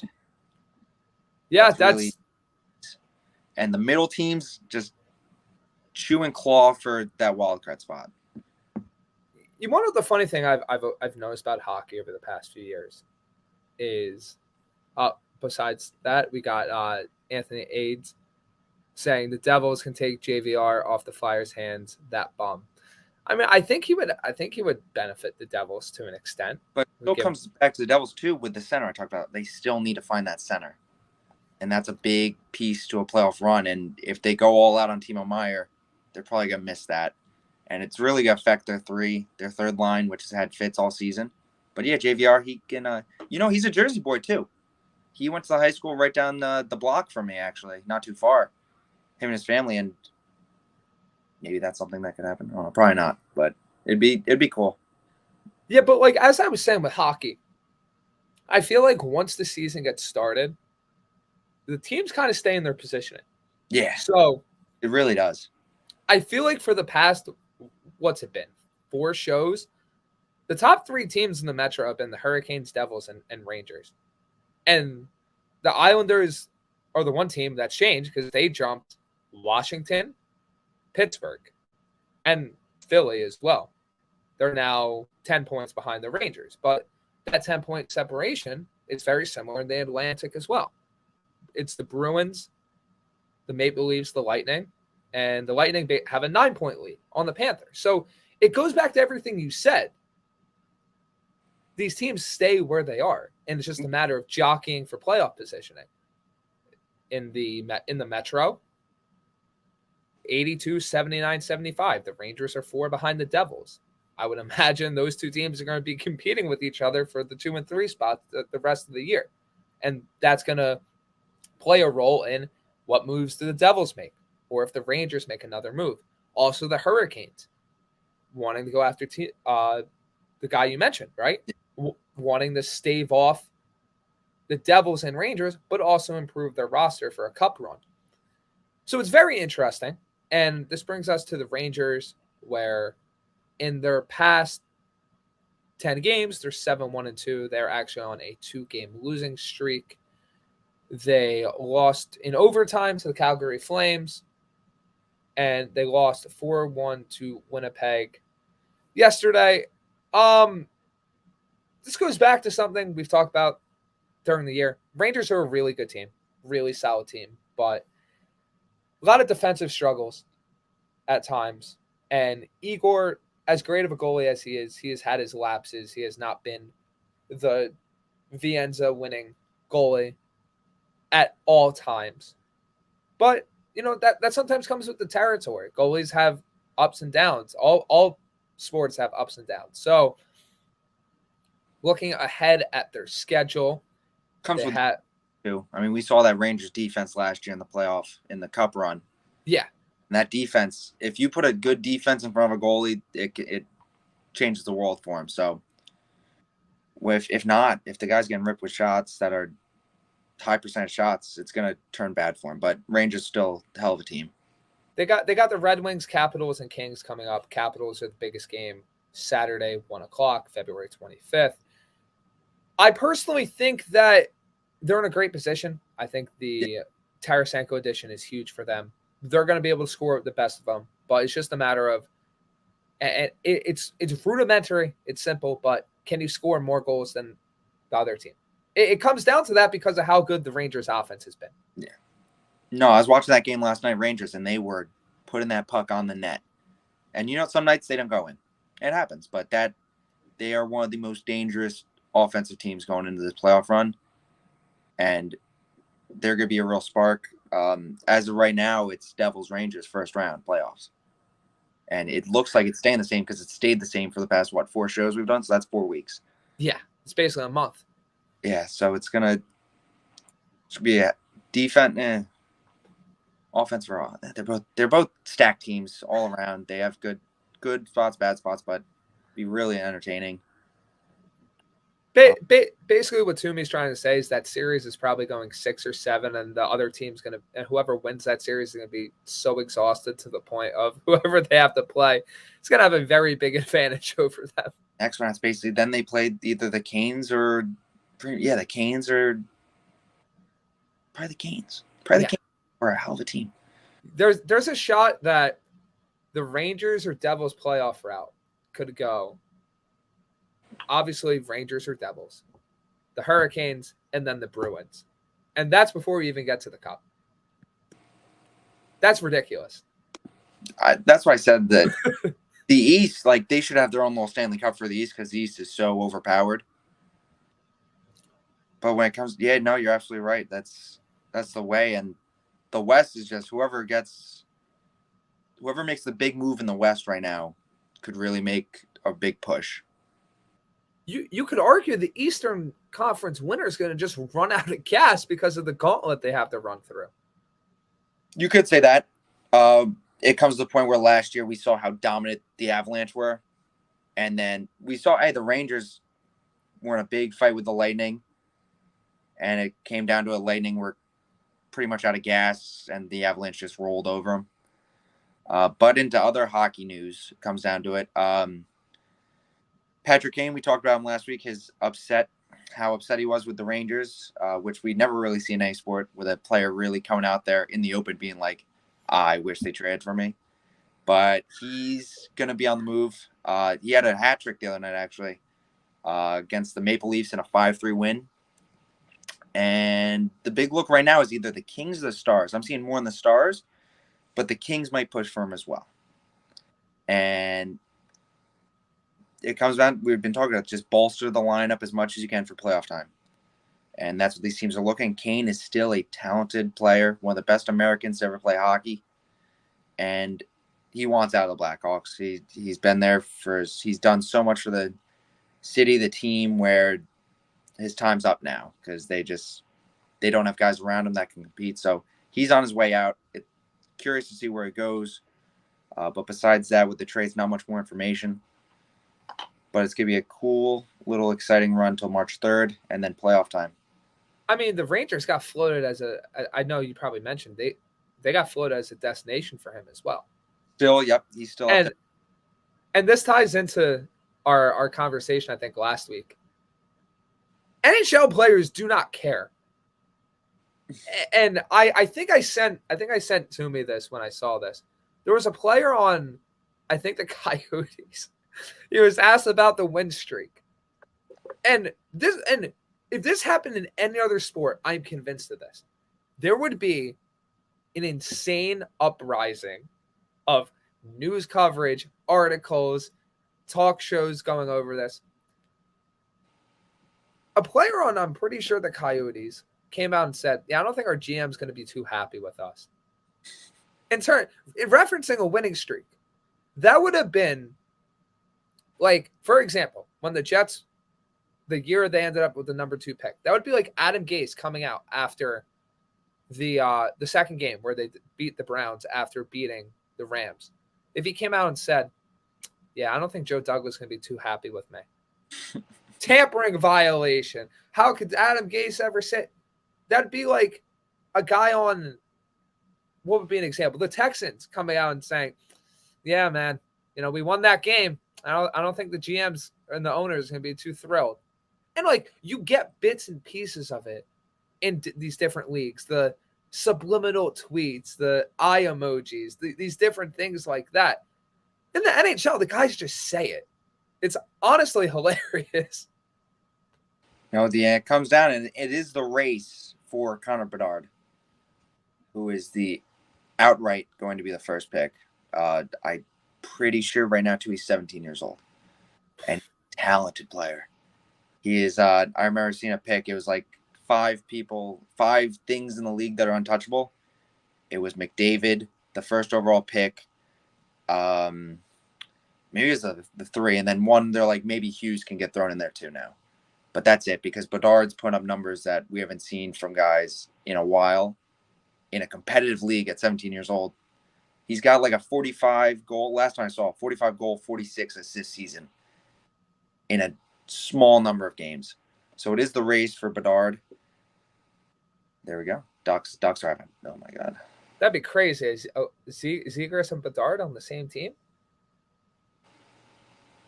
Yeah, Zegras, a lot of talks with Zegras to his future in the Ducks, but yeah, they really put. But then with a guy like that at that young of age, we'll see how he can compete with guys in the NHL. But David should be traded. Any team would be fortunate to get him. But that comes to the conversation before we were saying with superstars. NHL, it has a sense of these guys can't really do as much as you'd hope. Come playoff time, McDavid's going to come full Dark Knight Batman mode, and he's just good.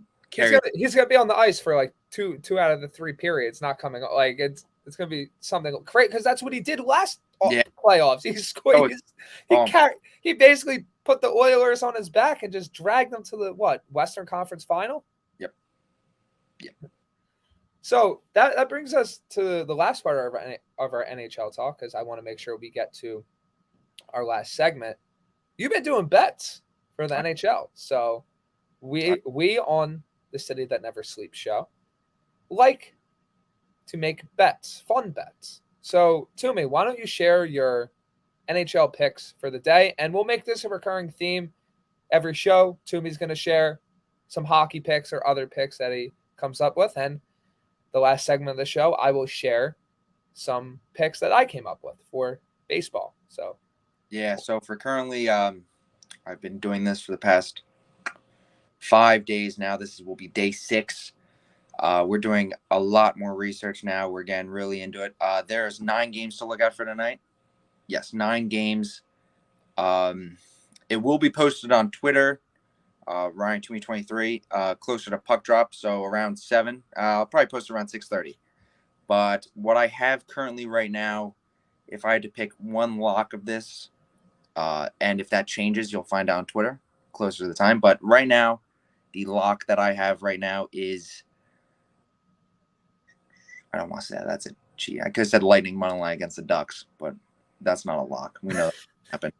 That'd be funny if it doesn't happen, though. But for right now, we'll go with Hurricanes -1.5 versus the Blues. Should be sitting around -110, maybe -120. But Hurricane spread. If that changes, you'll see on Twitter around 6:30.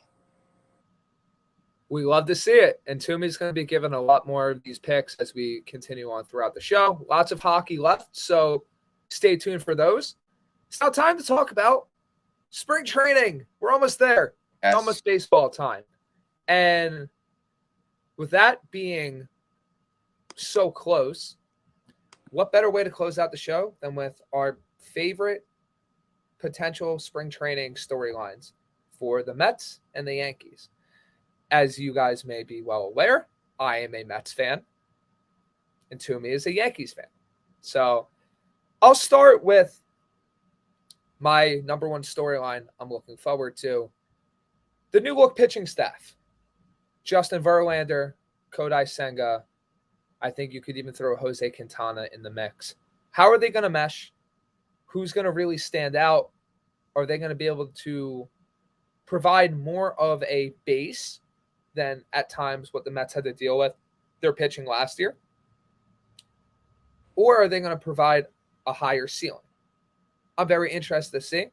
The guy I'm really keying in on is Senga. I'm not too worried about Verlander's production. He's a workhorse. He's an outlier. He's very similar to his buddy Max Scherzer, who is also on the Mets. I'm interested to see what Senga is, because depending on how he produces, if he produces more of a high-end 3-2, the Mets are that much better. If he produces more of like a back-end 3-4, I think you're still doing well. And I'm very excited to see how the staff gets laid out, how that combines with the bullpen. But I'm really, really excited to see how this pitching staff meshes together. It's definitely exciting pitching staff. Definitely one of the top ones to look at for the league, for sure. When it comes to the Yankees, or you can say that real fast.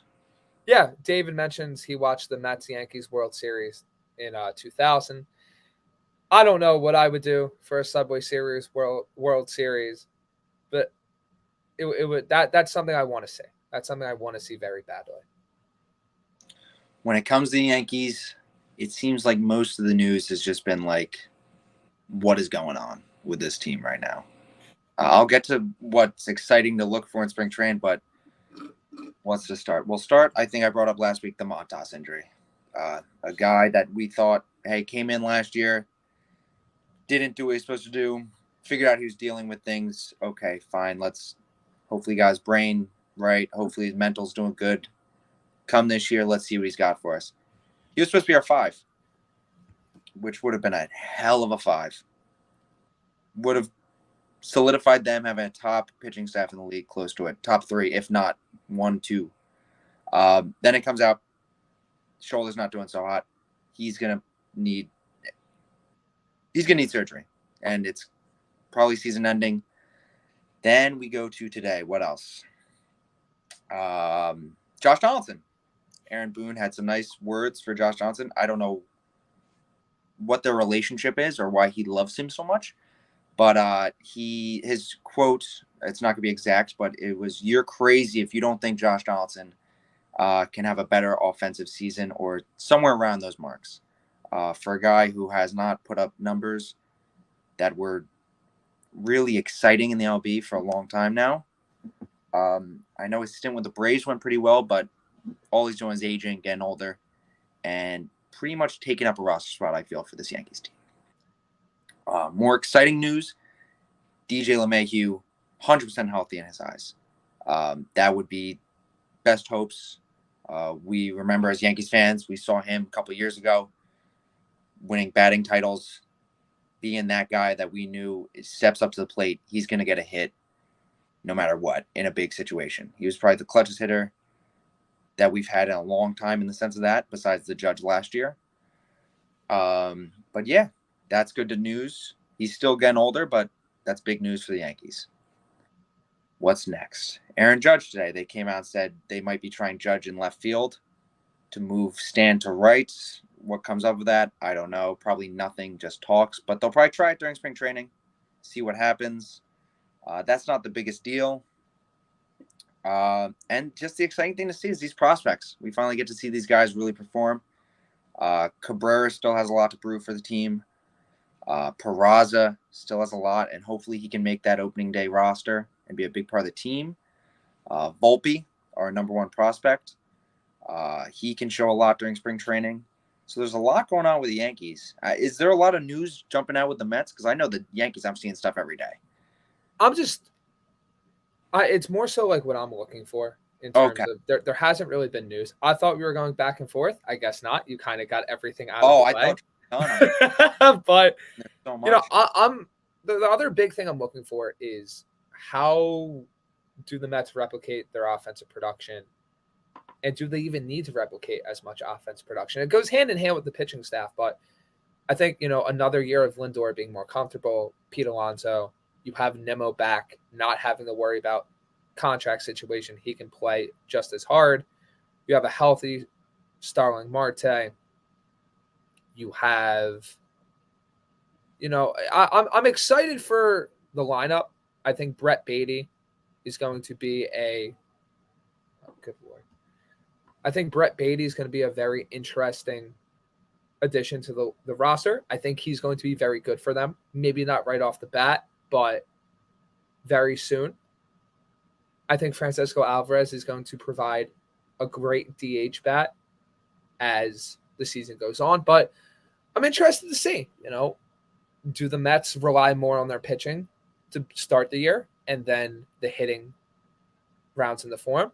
Or are the Mets bats hot out of the gate? And in baseball, especially with how long the season is, you can never be 100% sure how everything is going to go right off the bat throughout the season. But I'm very interested to see how the lineup meshes back together, who stands out, who performs, who struggles, how things flip. But I'm very excited. And this leads us into our last portion of the show, which are future MLB bets. I'm going to give you some of my favorite odds on some of the big awards for MLB. And as we approach opening day, I'll give you my division winners. I'll give you my World Series winners, the pennant winners in the NL, AL. But that's a different discussion for a different day. As things sit right now, if we're looking at the NL MVP, there's a few ones that stick out to me. I think at plus 1,000, Ronald Acuna Jr. Coming off injury, I think Acuna has something to prove. He repeatedly said last year he did not feel as healthy. And he is one of the best talents. And I feel like it's to a point now where he's an underrated talent in the game of baseball, which is incredible to say. But I think he is one of, if not the focal point of the Atlanta Braves offense. He is a very good defender. And I'm excited to see him another year recovered from his ACL injury. Another one, bit of higher odds, Trey Turner, plus 1,200. Dude's just an all-around stud. He's going to have even more potential to rake in that bandbox that the Phillies call a stadium. And I think his defense is going to be a lot better because of the protection he has in that lineup. Another one, and this is probably my sleeper pick, and it's not just because I'm a Mets fan, but I think Francisco Lindor at plus 2,500 is a good value because he had a borderline MVP season last year. Obviously wasn't going to overtake what Goldschmidt did, but if Lindor can provide that very similar, if not a little better offensive production combined with his defense, and the Mets win 100-plus games again, Lindor's going to have a great shot at MVP. Toomey, what do you think of this? It makes sense. The big thing with baseball is it's hard for these guys to recreate some numbers they had last year, like Judge. Someone thinks Judge is hitting 62 again. I think they're crazy. If he does it, that'd be insane, a back-to-back like that. But like Lindor had a ton of RBIs last year, didn't he? Yes. He had over 100, right? That's going to be hard to replicate. Hopefully for his sake, he does. Did you say a World Series? No, I'm not. That's later on. Wait, that's gonna be a future show. Oh, okay. Yes, we gotta give viewers a reason to come back to me. Come on, especially if we're a boring show. Did you give an AL MVP? I'm doing that right now. Oh, let's hear it. Yeah, I'm not done. I'm not just giving NL. Come on. I have mine, so let me hear yours. So AL MVP, I think Trout plus 800 doesn't hurt to sprinkle a little bit on that. Julio Rodriguez plus 1,000 doesn't hurt to sprinkle a little bit on that. I think an underrated one that I could see, Wander Franco. A lot of people forget how talented this dude is. He's at plus 4,000. This is looking more so of a value where you hit on the right guy at high odds, you can win a little bit of money. And another guy that's underrated, I think J Ram at plus 1,500. I like him. Not the guy I was going to say. I'm going to say the guy that should win it every year. And Shohei? Yeah. He's only at, yes. Does he have the best odds? No, yeah, plus 220. I'm not so you should probably bet Shohei, but you're not. It's that proposition. You're not getting as much bang for your buck. It's crazy how last year there was a case for why he should have won it over Judge. He's that good. Which is nuts. he didn't even have the hitting he had like the year before when he did win, but the pitching was that good. It's something we've never seen in this sport, well, since Ruth, but who remembers? And just to rattle off a few more before we wrap up the show. NL Cy Young, Verlander plus 700, Strider plus 1,000, Wheeler plus 1,600, or Nola plus 1,300. I like those a lot. Obviously, you want to go with Sandy Alcantara. Have no problems with that. American League Cy Young, Garrett Cole, Jacob deGrom. Obviously, your two big ones. Shohei at plus 1,200. I have no idea why his odds are that low. I think he has a fantastic shot to win. If there's any of these guys I would put money on, it's probably him, especially in a contract year, which people forget. Ohtani's a free agent next year, which we will hear plenty of throughout this season. But if you don't think he's going to come out and dominate this year, I think you're sorely mistaken. And then Rookie of the Year, I have my two locks for these. I am going with Gunnar Henderson in the AL. He's the best odds. He's someone I think is going to I think he's going to have a fantastic year for Baltimore this year. If you want to go an underrated one, Peraza is at plus 2,100 and Royce Lewis is at plus 1,200. I think they're good options. I think Henderson is better. NL Rookie of the Year, it's tied for me. Corbin Carroll is probably my favorite prospect in all of baseball. I love how the kid plays. He's going to be a stud for the Diamondbacks. He's my lock number one. But if you want to sprinkle a little bit of money elsewhere, Jordan Walker, I think, is going to be the next great St. Louis Cardinal, as much as that makes me gag in my mouth. And underrated prospect, and I could say Alvarez, but I don't think he's going to win because of the position he plays. Ellie De La Cruz. Keep that name in mind. Switch hitting, stud prospect for the Cincinnati Reds. I think he could come and take the league by storm, a la a Wander Franco type effect for the Cincinnati Reds. Maybe not win the award, but I think he can definitely challenge for it. A lot there. A lot. So yeah, those are my picks. I was curious. I like the Cole. If Cole can limit those home runs from last year, because that was absurd. He gave up way too many. If those goes down, then the odds for Cy Young goes way up. And yeah, where was do you have like a full list right there, or you just have names? Yeah, I got the list of the odds and how they're working out. Where's Rodon on there? Rodon is right behind Dylan Cease at plus 1,000. Okay, yeah, makes sense. Yeah, well, he's gonna be exciting to see for the Yankees too. He's gonna bring an edge. I think Cole will get the quote unquote headlines, but man, yeah, still the ace. He's still considered the ace, but Rodon is.